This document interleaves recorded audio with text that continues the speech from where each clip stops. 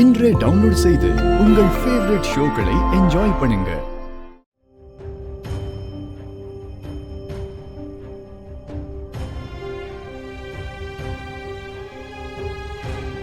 வா.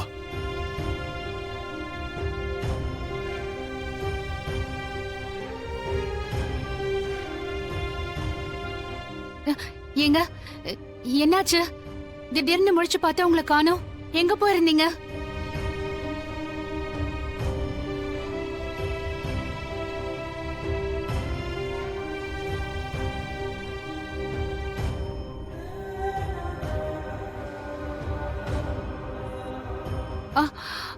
தனா, நீ எப்படி? அதுவும் அப்பா கூட? அவளை நான் தான் கூட்டிட்டு வந்தேன். எனக்கு புரியலங்க. அப்போ தனா வரும்போது வந்தா என் மகளா வான்னு உத்தரவு போட்டீங்க. இப்ப என்னடானா நடுராத்திரியில நீங்களே போய் கூட்டிட்டு வந்திருக்கீங்க. என்னங்க ஆச்சு? மா, 2 திருடனுங்க திடீர்னு வீட்டுக்குள்ள வந்துட்டானுங்க. அப்பாக்கு யாரோ தகவல் சொல்லிருக்காங்க போல. ஐயோ, அப்புறம்?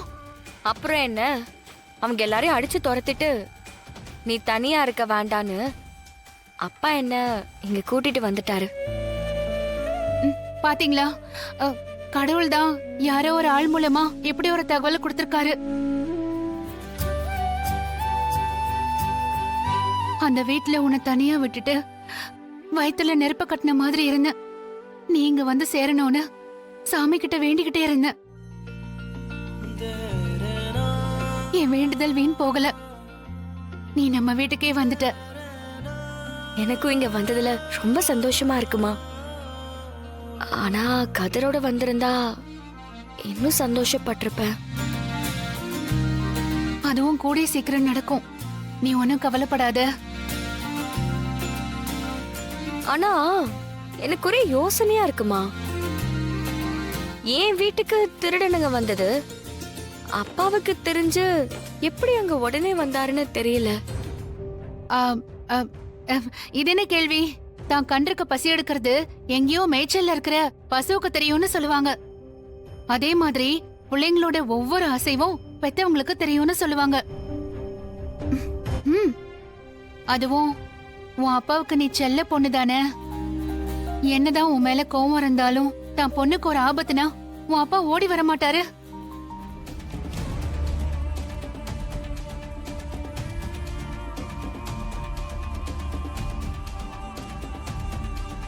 என்ன நீ இவ காஃபி எடுத்துட்டு வரா? பாட்டி, தனா, தீபாவளி சேல்ஸ்லாம் எப்படி போயிட்டு இருக்கு மாமா? நல்லா சிறப்பா போயிட்டு இருக்கு மச்சான். அவங்களுக்கும் கூட. தனா, மாமா, நீ எப்பமா வந்த? அட என்னதனா, எடுத்துக்கோங்க. காலையிலேயே காஃபியும் கைமா. ஆமா, நீ எப்ப வந்த? நேத்து நைட்டு வந்தேன் சித்தப்பா. ஆ,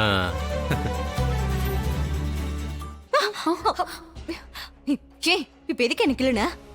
இல்ல, கனவா நினைவான்னு டெஸ்ட் பண்ணி பார்த்தேன். நிஜம்தான். லூசு, உன்னையே கிழிக்க வேண்டியதானே? வலிக்குது. அத்தை, அண்ணா, என்ன ஆச்சுன்னு? தனா எப்படி வந்தா? பத்மா, இப்ப தனா வந்ததுல உனக்கு சந்தோஷமா இல்லையா? சந்தோஷம்தான். இல்லன்னு இப்ப யாரு சொன்னா? சந்தோஷம் தானே? அப்ப விடு.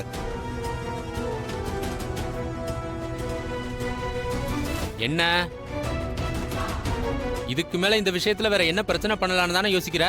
இது பாருங்க, நான் ஏதோ எப்ப பார்த்தாலும் இந்த வீட்ல பிரச்சனை பண்ற மாதிரி தப்பா பேசிட்டு இருக்காதீங்க. தப்பா பேசுறது உன் புருஷன் மட்டும் இல்ல, என் புருஷனும் தான். நம்ம ஏதோ இந்த வீட்ல பிரச்சனை பண்ணி அதுல ஏதோ குளிர் காயிற மாதிரியே பேசுறாங்க பாரு 2 பேரும். ஆ? யார் அப்படி சொன்னா? நீங்க தான். நிறுத்துங்க.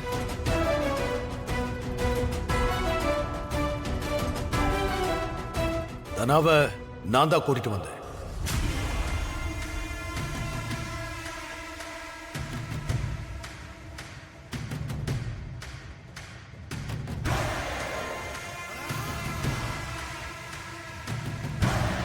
தெருவுல திருட்டு பசங்க 2 பேரு உங்க பொண்ணு வீட்டையே பார்த்து நோட்டமிட்டு இருக்கானுங்க.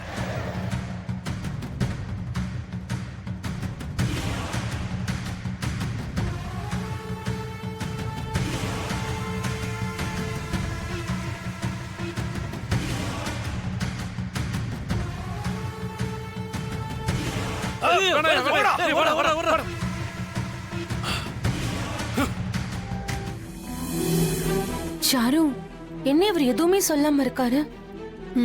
அதுவா முக்கியம். சாம்பார் வாசனை நல்லா இருக்கு. முதல்ல நானும் சாப்பிடட்டுமா? சும்மா இரு.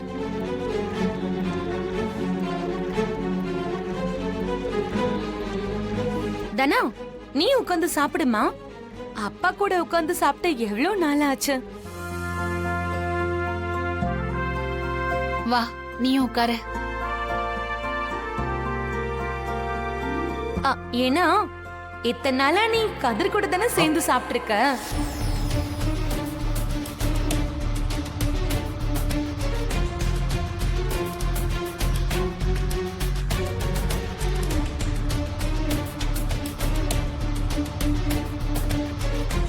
வீட்டுக்கு கெஸ்டா வந்தவங்க கடவுளுக்கு சமம்னு சொல்லுவாங்க.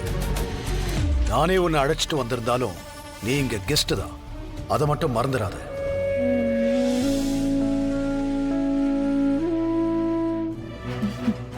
பார்வதி, உன் பிளான் சக்சஸ் போல. பழத்துக்கு ஏன் பண்ணா காய் தானே விழுந்திருக்கு, பழமே விழுதான்னு பாப்போம்.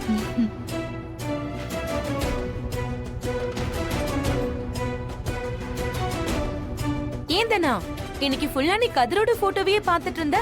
எதுக்கு?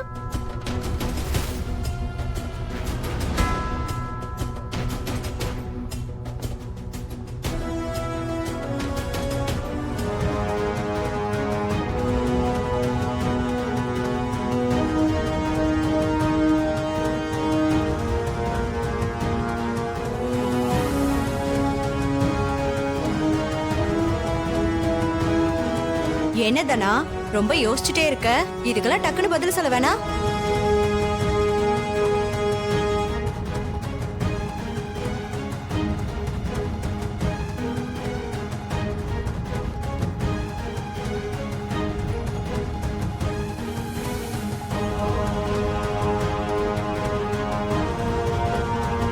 கடவுள் என் முன்னாடி வந்து கேட்டா என் அப்பாவுக்கு கதிர் நல்ல மருமகனா வேணும்னு கேட்பேன்.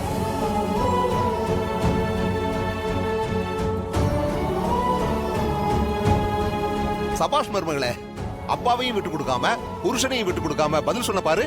சூப்பர்மா. என்ன பார்வதி, இந்த பதில் போதுமா? என்ன தனா பதில் சொன்ன உடனே ஆள் ஒரு மாதிரி ஆயிட்டாப்ல. மச்சான், ஆ?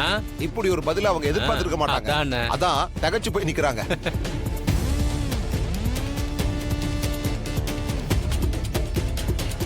சாதுரியமா பேசி சமாளிச்சுட்டு தான் நீ நினைச்சுக்க வேண்டாம்.